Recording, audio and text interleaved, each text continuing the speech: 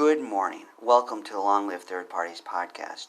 Free Press Media Press Inc., a third parties books publisher, sponsors this podcast. I'm Andrew Bouchard. Today I read the case Hagelin for President versus Graves, 25 F3D 956, Court of Appeals, 10th Circuit, 1994. Friends, today we're going down memory lane of the 90s. So let's summon that time period. How many of you out there remember the Natural Law Party? If you do, you rock. If you don't, you can rock too, for other reasons. You rock because you listen to this podcast. The Natural Law Party was a prominent third party back in the day. And this case demonstrates that they were willing to take a stand not only for themselves, but for third parties in general.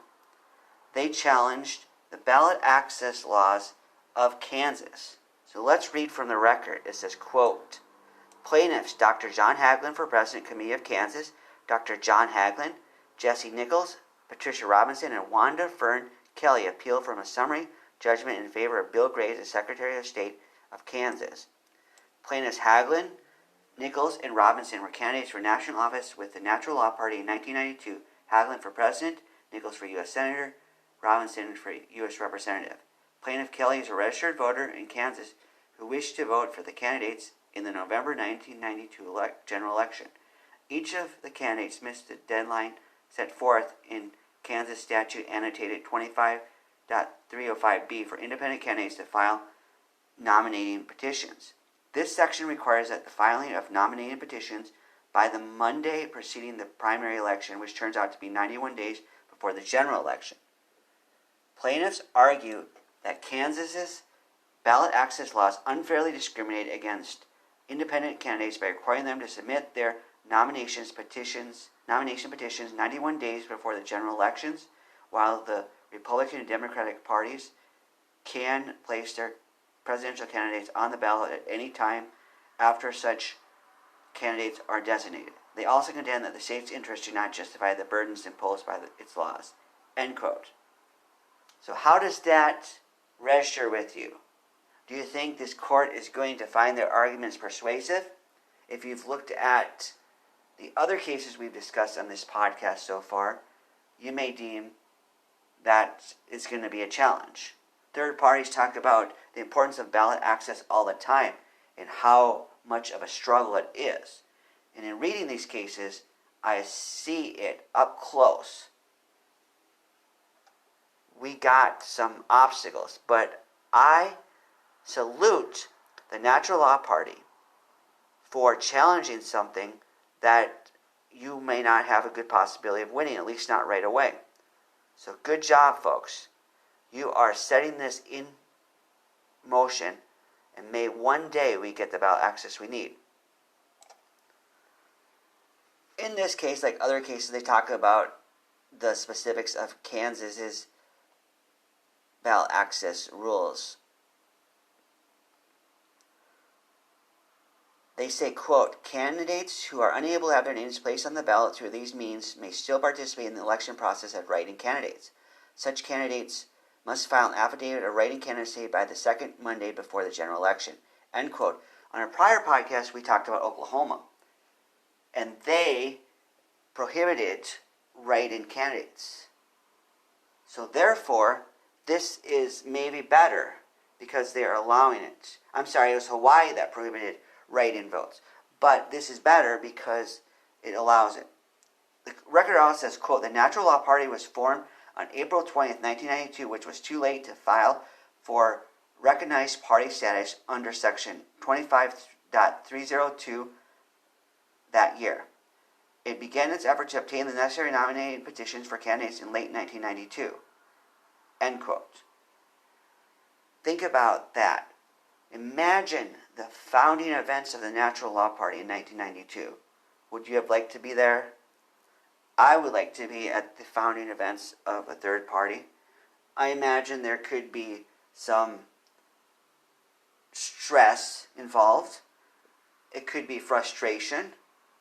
I read the biography about Eugene Debs and how some of the socialist conventions went, so I could see how it would be similar to this.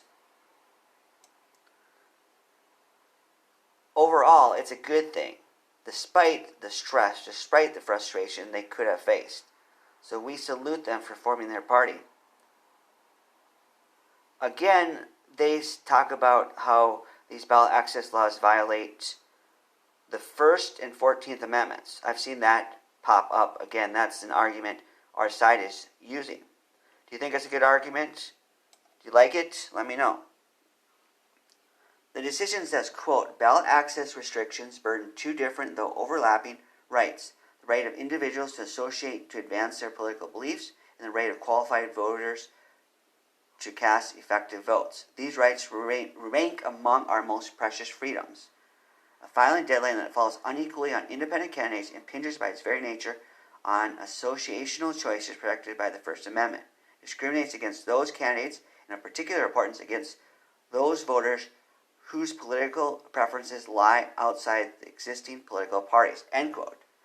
I love what they're saying here. The rhetoric is beautiful. It talks about the First Amendment and Free Press Media Press Inc. In addition to advancing third parties, we have a mission to advance the First Amendment. So one of my favorite things is when you combine the First Amendment and third parties together. So way to go, Natural Law Party, for doing that.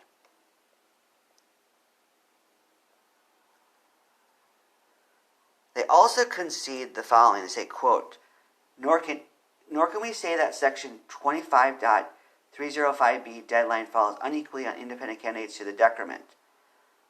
Plaintiffs argue that Section 25.301 is advantageous to major parties because it imposes no time limits on them to submit their names to the names of their presidential nominees. End quote. What do you think about that argument? Do you find it persuasive? Do you find all arguments our side make persuasive? Or do you think some are not persuasive and we should use more persuasive ones? Let me know. They say here that it is okay what they're doing with the state of Kansas because these smaller parties don't have to deal with the nomination processes of the big parties, the two parties. They acknowledge what the state of Kansas has to go through to approve ballots. And let me know if you think this is valid. It says, quote, the state initially asserts 5 interests: voter education, prevention of fraud, avoidance of voter confusion, prevention of chaos in the party system, and administrative processing. The district court concluded that the state had virtually admitted that only voter education could justify the filing deadline. End quote. So even though the district court ruled as they did, they didn't believe the state, those rules, those reasons were valid. Prevention of chaos in the party system. In the party system. We third parties don't want the party system, so we want chaos. Chaos can be good. Of course, it's good to prevent fraud, so we probably can't argue with that in theory, but in practice, that may not be a valid reason. Voter confusion, that doesn't really strike me as a good reason. They also say, quote, the state has not shown it needs 91 days for administrative processing. The Secretary of State and county election officials are required by statute to determine the validity of a nomination petition or declaration of intent within 10 days after filing, excluding Saturdays, Sundays, and holidays, or within about 14 days. End quote. Do you think that's good, friends? Do you think that's wise? I bet you don't, because you're a fan of the third parties listening to this podcast. So they say 75 days is the amount the state of Kansas should need. Do you think that's the right amount?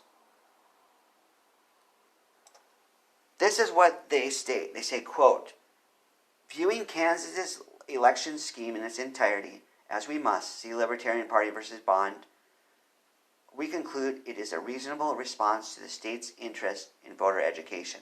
End quote. I imagine a lot of third parties are not going to agree with that.